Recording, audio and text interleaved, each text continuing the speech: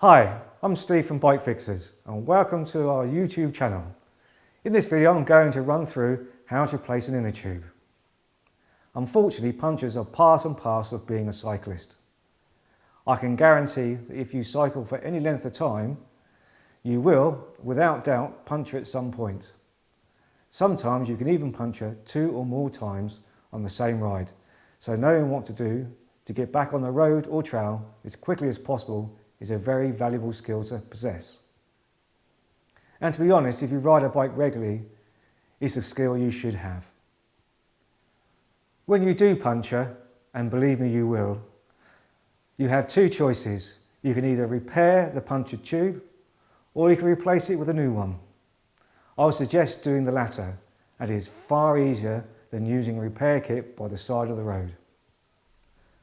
Begin by letting out any remaining air in the tube. If you have pressed the valve in the tubes, remove the valve cap and unscrew the valve anti-clockwise and press down on the valve to release the remaining air. Then go around the tyre, squeezing the sidewalls together to release the bead from the rim. Then insert a tyre lever between the rim and the tyre. Use the hook to secure the lever to a spoke. Then insert a second lever between the rim and the tyre, but this time skim it around the tyre so that it separates it from the rim. Some tyres clinch the rim tighter than others, so it may be a little tricky getting this second lever in. Take out the old tube. If you want to repair it later, take it with you. Otherwise, dispose of it responsibly in a bin. Then, carefully run your fingers around the inside of the tyre to check for anything that could puncture the new tube. Sometimes pieces of glass or thorns can still be embedded in the rubber. If you find anything, pick it out. Then run a finger around the inside of the rim, again checking for anything that could puncture the tube from the inside.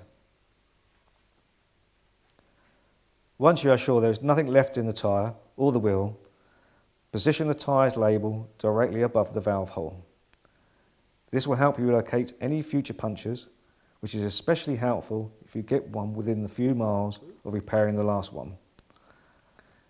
Gently inflate the new tube to give it some shape. You only need a very small amount of air to make it easier to tuck it up inside the tyre.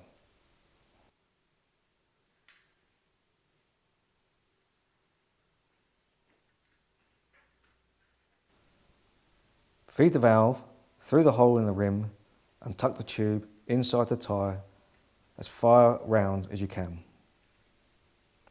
Then start at the valve hole and working your way around, hook the tyre on both sides inside the rim while pushing down the tyre. This will create a bit of stretch at the bottom of the tyre so you can get the last bit on the rim by hand.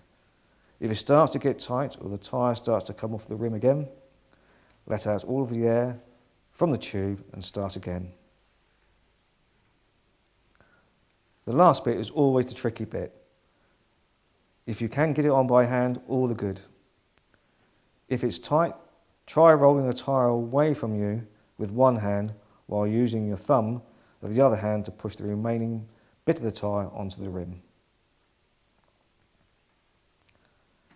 When the tyre is attached to the rim, gently squeeze together and rock the side walls with your fingers to ensure that the tube is inside the tyre cavity.